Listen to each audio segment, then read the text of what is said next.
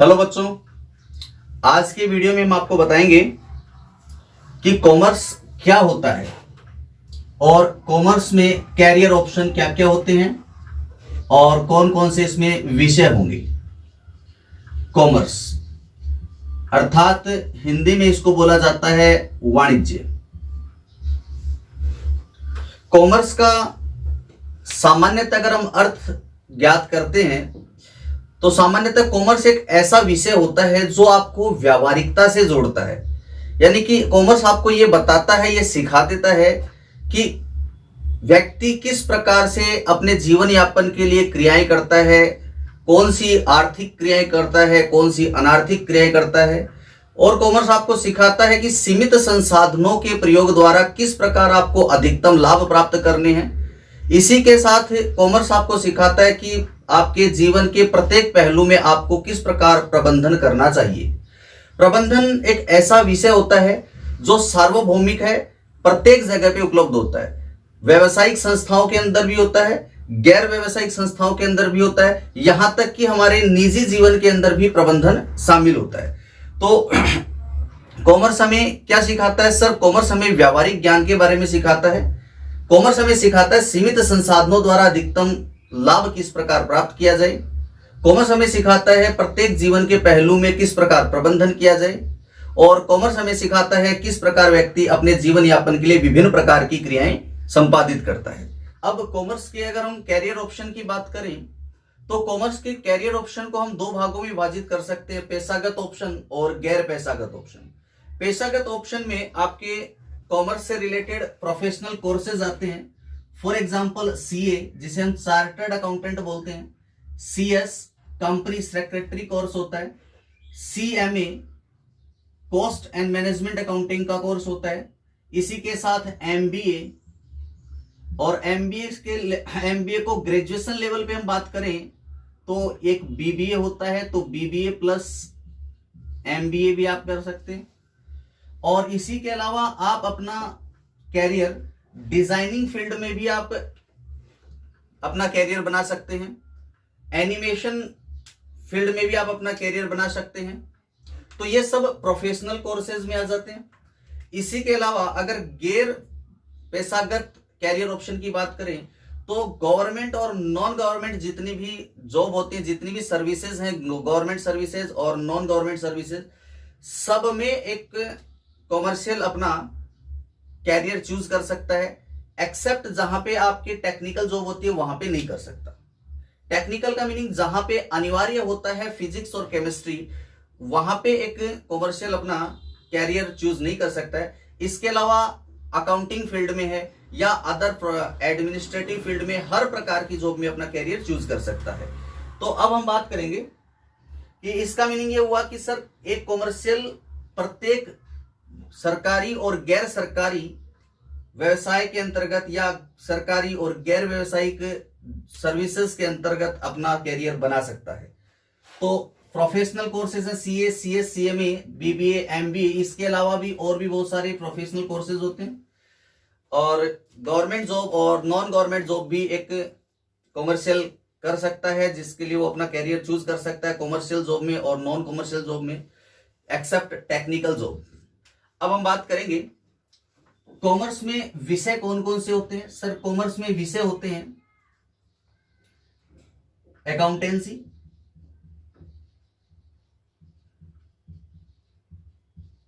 जिसे हिंदी में कहा जाता है लेखा शास्त्र। दूसरा विषय होता है आपका बिजनेस स्टडीज, जिसे व्यावसायिक अध्ययन कहा जाता है। व्यावसायिक अध्ययन। और इसके अलावा इकोनॉमिक्स, कंप्यूटर और मैथ्स भी होता है। और हिंदी और इंग्लिश सब्जेक्ट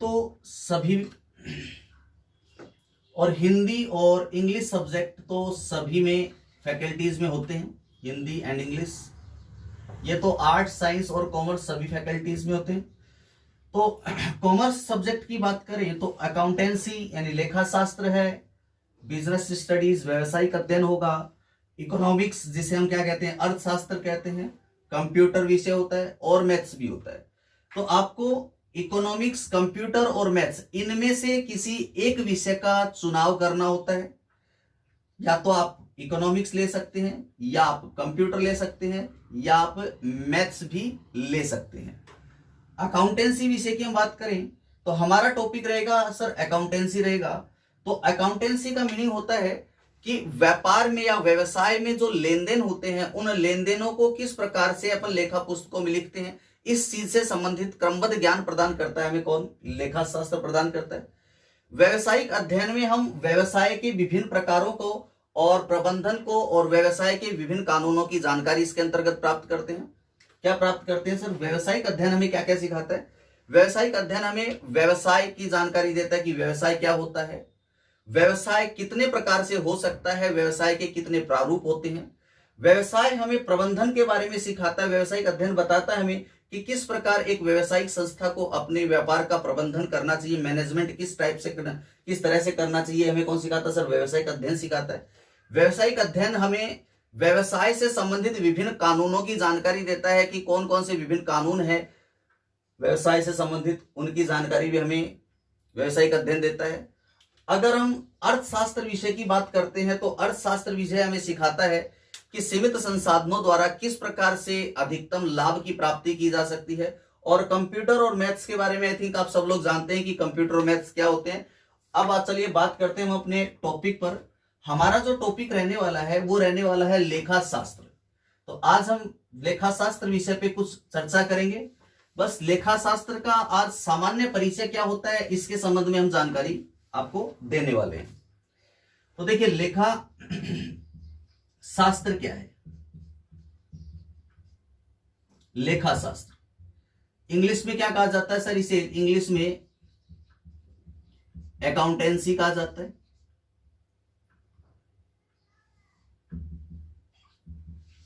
अकाउंटेंसी का मीनिंग क्या है, लेखा शास्त्र विषय को अगर हम पढ़ते हैं तो देखिए इस शब्द लेखा शास्त्र में दो चीजें शामिल हैं। अगर इस शब्द को लेखा शास्त्र को दो भागों में बांट दिया जाता है तो दो शब्द हमारे सामने आते हैं, एक आता है लेखा और दूसरा आता है शास्त्र।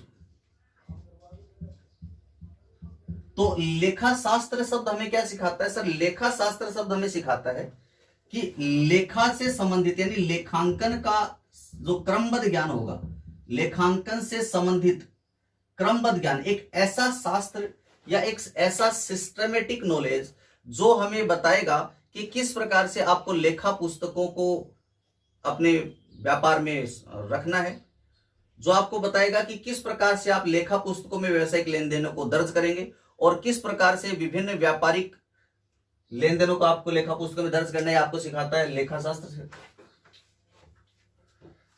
तो लेखा शास्त्र आपको सिखाता है किस प्रकार विभिन्न व्यवसायिक लेन देनों को आप लेखा पुस्तकों में दर्ज करेंगे। तो हम कह सकते हैं कि लेखांकन लेखा शास्त्र का क्रमबद्ध ज्ञान होता है। लेखांकन का क्रमबद्ध ज्ञान लेखा शास्त्र होता है। लेखांकन का क्रमबद्ध ज्ञान क्या होता है सर, लेखा शास्त्र होता है। क्रमबद्ध ज्ञान ही लेखा शास्त्र होता है। क्या होता है लेखा शास्त्र सर, जब हम बात करें लेखांकन की तो लेखांकन से संबंधित क्रमबद्ध ज्ञान जहां मिलता है उसे हम लेखा शास्त्र कहते हैं। तो ये लेखांकन शब्द का अर्थ क्या है सर, ये लेखांकन हमारे लिए एक बिल्कुल नया शब्द है। तो नए शब्द की जानकारी हमें प्राप्त करनी है, किसकी कौन सा शब्द नया है सर, ये लेखांकन शब्द एक आपके लिए नया है। तो चलिए इस शब्द को पता करते हैं, लेखांकन का अर्थ क्या है। तो देखिए लेखांकन शब्द में जितने भी शब्द शामिल होंगे वो सब आपके लिए नए शब्द होंगे। और अगर आपने इन सभी नए शब्दों का अर्थ जान लिया तो उसके बाद आपको लेखांकन समझने में या लेखा शास्त्र को समझने में कोई कठिनाई पैदा नहीं होने वाली है। देखिए लेखांकन की परिभाषा मैं पहले लिख देता हूं, फिर आपको प्रत्येक चीज आराम से समझाई जाएगी। तो लेखांकन व्यावसायिक लेन देनों की, लेखांकन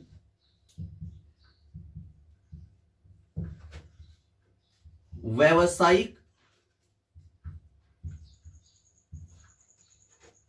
लेन देनों की।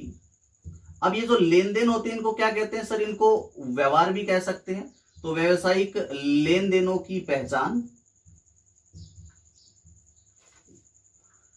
व्यावसायिक लेन देनों का मापन, व्यावसायिक लेन देनों का अभिलेखन, व्यावसायिक लेन देनों का वर्गीकरण, व्यावसायिक लेन देनों का संक्षिप्तीकरण, व्यावसायिक लेन देनों का संक्षिप्तीकरण, व्यावसायिक लेन देनों का विश्लेषण,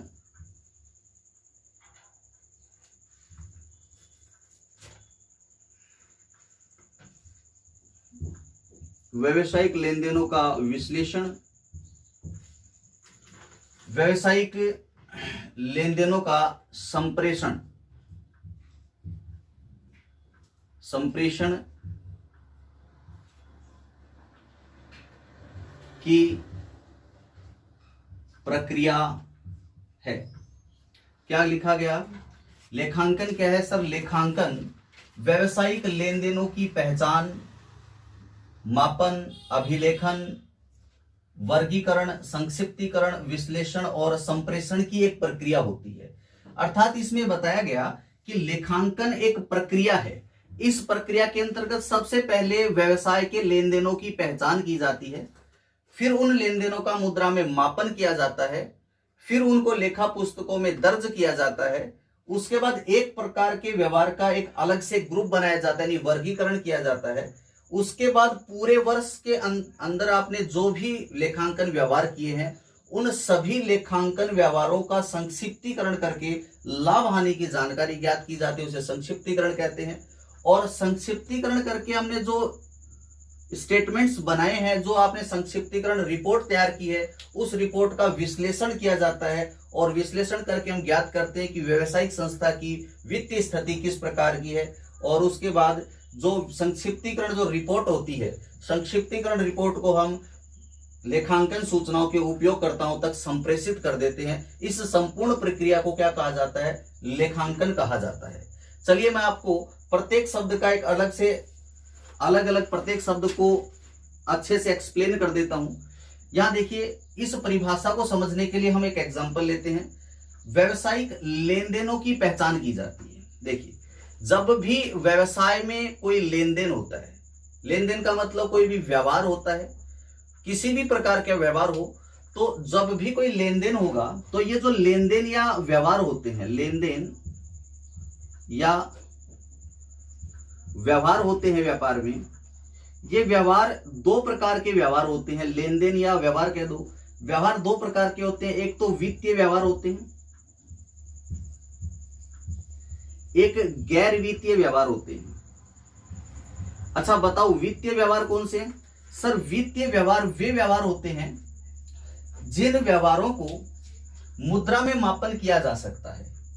कौन से व्यवहार? वे व्यवहार जिनका मुद्रा में मापन संभव होता है, वो वित्तीय व्यवहार होते हैं। वे व्यवहार जिनका मुद्रा में मापन संभव होता है, क्या होता है सर? मुद्रा में मापन करना संभव हो, वो व्यवहार होते हैं वित्तीय व्यवहार। और जिनका मुद्रा में मापन संभव ना हो, मुद्रा में मापन ये संभव नहीं है, जिन व्यवहारों का मुद्रा में मापन संभव नहीं होता वो गैर मौद्रिक या गैर वित्तीय व्यवहार होते हैं। और जिन व्यवहारों का मुद्रा में मापन संभव होता है उन्हें अपन क्या कहते हैं सर? उन्हें वित्तीय व्यवहार कहते हैं। तो वित्तीय व्यवहारों का अर्थ ये होगा कि जिन व्यवहारों को आप मुद्रा में माप कर सकते हैं वो सभी व्यवहार क्या होते हैं? वित्तीय व्यवहार होते हैं। भले ही वो आपको उनके बदले नकद प्राप्ति, आपने नकद प्राप्ति की हो या आपने नकद भुगतान किया हो अथवा ना किया हो। फॉर एग्जाम्पल, आप किसी मार्केट में गए, एक दुकान पर आप जाते हैं और जाकर उस दुकान से आप एक पेन खरीद लेते हैं, और जब आप उससे पेन खरीदते हैं तो आप उसे क्या कहते हैं, सर एक पेन दो, तो उसने आपको पेन दिया तो आप उसे क्या देते हैं, सर 10 रुपए का नोट दिया आपने, तो उस पेन की कीमत आपने मुद्रा में माप कर, उस पेन की कीमत मुद्रा में माप की जा सकी है। तो ऐसे जो व्यवहार है जिनका मुद्रा में माप कर सकते हैं, उनको अपन क्या कहते हैं, मौद्रिक व्यवहार या वित्तीय व्यवहार कहते हैं।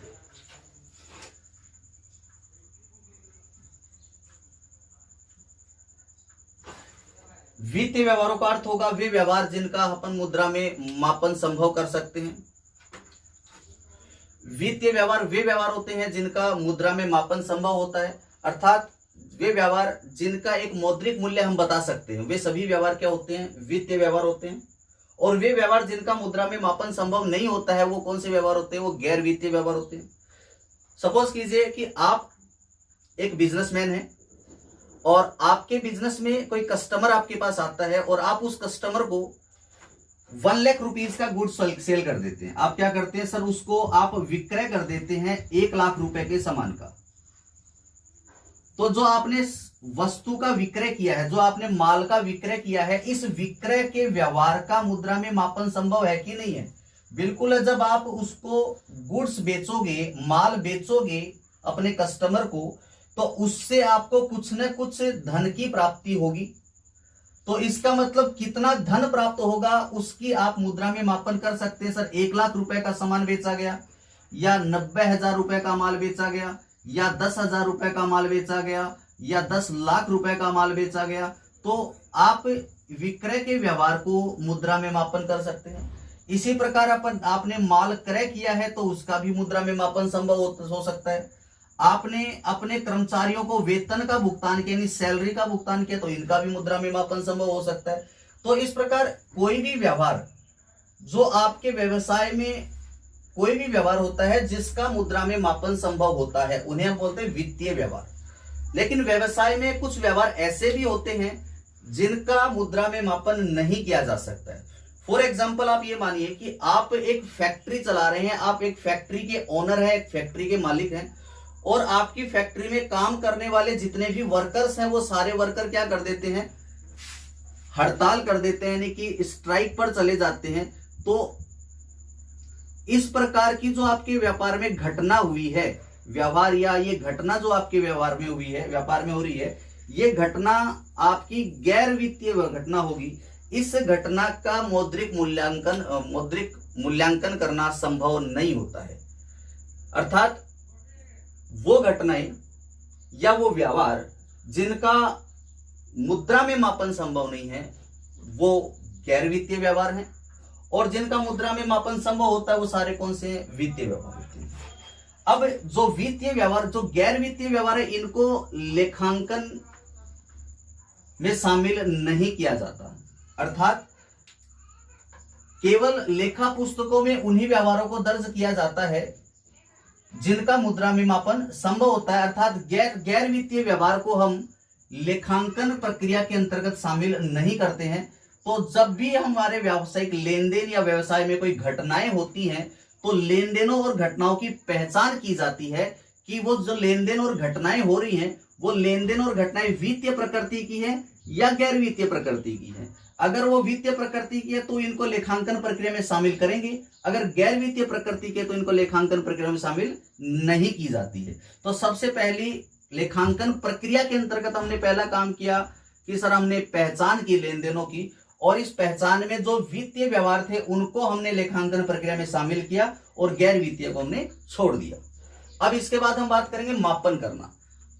तो जिन व्यवहारों को आपने ये पहचान की कि सर ये वित्तीय व्यवहार हैं, अब वित्तीय व्यवहारों का आपको इन वित्तीय व्यवहारों का मुद्रा में मापन करना है। मुद्रा में मापन करना इनका कि इस व्यवहार का मॉनेटरी वैल्यू यानी मौद्रिक मूल्य कितना है।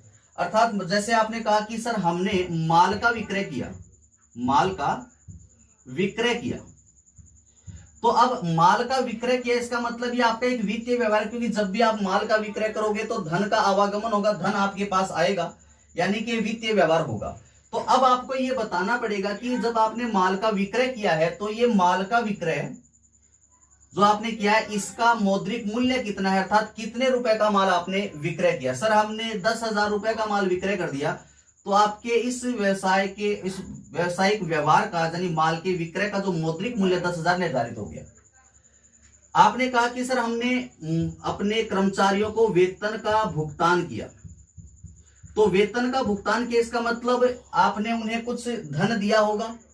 तो आपने कर्मचारियों को वेतन के भुगतान में कितने रुपए दिए हैं, कितना धन दिया है, वो आपका मौद्रिक मूल्य होगा। जैसे आपने कहा कि भाई हमने 50,000 रुपए वेतन का भुगतान किया, तो यानी कि आपका जो व्यवसायिक व्यवहार हो रहा है उसका मौद्रिक मूल्य कितना है, इस मौद्रिक मूल्य को ज्ञात करना ही मापन प्रक्रिया के अंतर्गत आता है।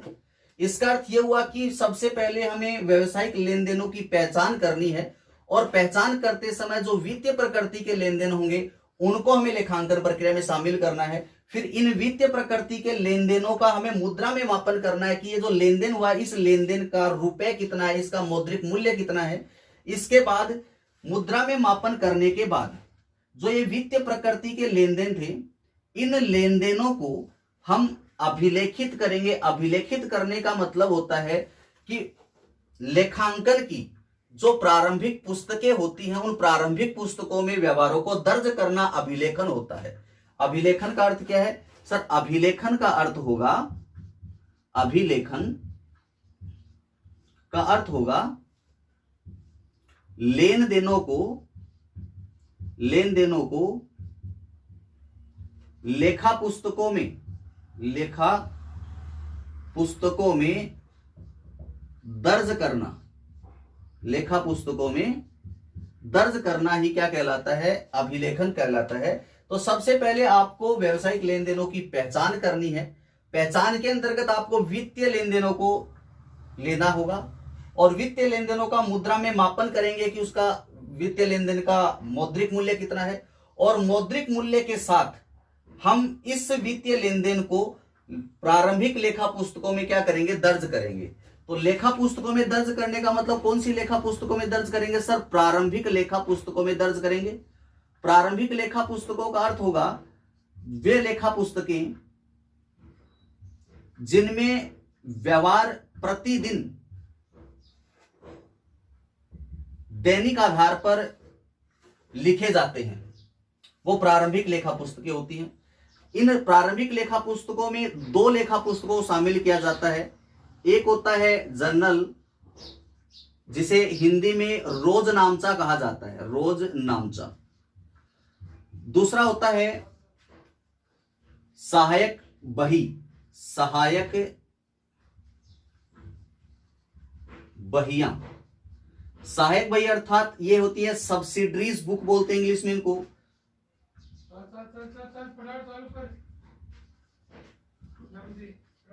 इंग्लिश में इनको सब्सिडरीज बुक बोला जाता है। देखिए, दो लेखा पुस्तकें प्रारंभिक पुस्तकों के अंतर्गत शामिल होती है, रोजनामचा, और दो लेखा पुस्तकों को अंतर्गत इसके अंतर्गत दो लेखा पुस्तकों को इसके अंतर्गत शामिल किया जाता है, रोजनामचा अर्थात जर्नल और सहायक बही अर्थात सब्सिडरीज बुक। ये दो प्रकार की आपकी प्रारंभिक लेखा पुस्तकें होती हैं। तो आपका अभी तक मैंने क्या बताया कि सबसे पहले जब भी कोई व्यवसाय में लेन देन हो जाए या कोई व्यवहार हो जाए या कोई घटना हो जाए व्यापार में, तो उस घटना की पहचान करो, वो वित्तीय प्रकृति की है या गैर वित्तीय है। सर वित्तीय प्रकृति की है, गैर वित्तीय है तो उसे छोड़ दो। अगर वित्तीय प्रकृति की है तो अब उसका मुद्रा में मापन करो कि उसका मौद्रिक मूल्य कितना है, और मौद्रिक मूल्य निर्धारित होने के बाद मौद्रिक मूल्य के साथ उसे प्रारंभिक लेखा पुस्तकों में दर्ज करेंगे, या तो रोजनामचे में या सहायक बहियों में उसे दर्ज करेंगे। इसके बाद अगली जो प्रक्रिया आती है वो होती है वर्गीकरण। प्रक्रिया का अगला चरण होगा आपका वर्गीकरण। वर्गीकरण के अंतर्गत हम क्या करते हैं? देखिए, जब आप व्यवहारों को प्रारंभिक लेखा पुस्तकों में दर्ज करते हैं तो प्रारंभिक लेखा पुस्तकों में दर्ज किए गए व्यवहार, कई प्रकार के व्यवहार होते हैं, और दैनिक आधार पर हमने व्यवहारों को दर्ज किया है। तो कई प्रकार के व्यवहारों में एक ही प्रकार के व्यवहार को भी हम कई बार दर्ज करते हैं। जैसे आपने 1 अप्रैल 2020 को माल का विक्रय किया, इसके बाद आपने 2 अप्रैल को भी माल का विक्रय किया, 3 अप्रैल को भी माल का विक्रय किया। प्रतिदिन आप माल का विक्रय कर रहे हैं, तो ये विक्रय का व्यवहार प्रतिदिन दैनिक आधार पर आपने अपनी प्रारंभिक लेखा पुस्तकों में लिखा होगा। इसी प्रकार आपने प्रतिदिन माल का क्रय भी किया कि माल को खरीदा भी था प्रतिदिन। इसी प्रकार आपने अपने कर्मचारियों को कई बार वेतन भी दिया है। इसी प्रकार आपने कई बार मजदूरी का भी भुगतान किया हुआ। ऐसा तो होता नहीं है कि एक साल में मजदूरी सिर्फ एक ही बार भुगतान करें, तो कई बार आपने मजदूरी का भुगतान भी किया होगा।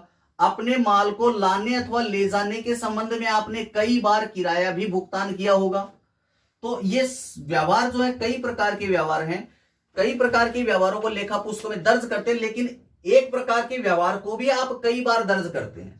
तो जब हमने इनमें से प्रत्येक व्यवहार को एक से ज्यादा बार दर्ज किया है और न जाने अपन ने कितनी बार दर्ज किया है, तो प्रत्येक व्यवहार का एक अलग से ग्रुप बना देना, प्रत्येक व्यवहार के लिए एक अलग ग्रुप हम बना देंगे और उस प्रत्येक एक जैसे या एक प्रकृति के व्यवहार का एक अलग ग्रुप बनाना वर्गीकरण कहलाता है। अर्थात एक प्रकार के व्यवहार के लिए एक अलग से अकाउंट तैयार किया जाता है, उस अकाउंट में संबंधित व्यवहार को ही दिखाया जाता है, उसी प्रकृति के व्यवहार को दिखाएंगे। जैसे अगर आपने विक्रय से संबंधित संपूर्ण जानकारी चाहिए तो आपको विक्रय से संबंधित आपको एक पेज पर सारे विक्रय के व्यवहारों को लिखना है। अगर आपको क्रय से संबंधित व्यवहार चाहिए तो एक अलग पेज पर आपको क्रय का यानी परचेज का ग्रुप बनाना है। अगर आपको मजदूरी से संबंधित जानकारी चाहिए तो मजदूरी से संबंधित व्यवहारों को, सभी व्यवहारों को एक अलग ग्रुप में अलग पेज पर आपको दर्ज कर देना है। इसी प्रक्रिया को हम क्या कहते हैं सर? इसी प्रक्रिया को वर्गीकरण कहते हैं। अर्थात प्रारंभिक लेखा पुस्तकों में दर्ज किए गए व्यवहारों को एक प्रकृति के व्यवहार एक जगह पे दर्ज कर दिए जाएं तो उन्हें वर्गीकरण प्रक्रिया कहते हैं। और वर्गीकरण जिस पुस्तक में किया जाता है उसे बोला जाता है खाता बही। खाता बही अर्थात लेजर बोला जाता है, इंग्लिश में इसको लेजर। इसके बाद अगली प्रक्रिया आती है आपकी संक्षिप्तीकरण। संक्षिप्तीकरण प्रक्रिया के अंतर्गत हम क्या करते हैं? पूरे वर्ष के दौरान आपने जो भी लेन देन किए हैं, जो भी आपके व्यवसायिक व्यवहार हुए हैं, प्रत्येक व्यवसायिक व्यवहारों का परिणाम क्या होगा, प्रत्येक व्यवसायिक लेन देनों का परिणाम क्या होगा, इस परिणाम को ज्ञात करना ही संक्षिप्तीकरण की प्रक्रिया कहलाती है। अर्थात पूरे साल भर में आपने जो भी अकाउंट्स बनाए हैं, जो भी आपके व्यवहार में लेन देन हुए थे, उन सब लेन देनों को आप सब लेन देनों का एक सारांश तैयार करेंगे और सारांश तैयार करके उनका परिणाम अर्थात लाभ हुआ है या हानि हुई है, इस बात को आप ज्ञात करेंगे। और इसी के साथ लाभ हानि के साथ आपके व्यापार की वित्तीय स्थिति कैसी है, इस वित्तीय स्थिति की भी आप जानकारी प्राप्त करेंगे। तो संक्षिप्तीकरण का अर्थ है पूरे वर्ष भर में आपने जितने भी लेन देन किए हैं, जो भी व्यवहार हुए हैं, जो भी आपके व्यापार में घटनाएं हुई हैं, उन सब घटनाओं का, लेन देनों का, व्यवहारों का क्या परिणाम है, अर्थात लाभ हुआ है आपके व्यापार में या हानि हुई है, या आपके व्यवसाय की वित्तीय स्थिति किस प्रकार की है। तो इन सब की जानकारी प्राप्त करना संक्षिप्तीकरण प्रक्रिया के अंतर्गत आता है। और इस संक्षिप्तीकरण प्रक्रिया के अंतर्गत हम वर्ष के अंत में अंतिम खाते तैयार करते हैं।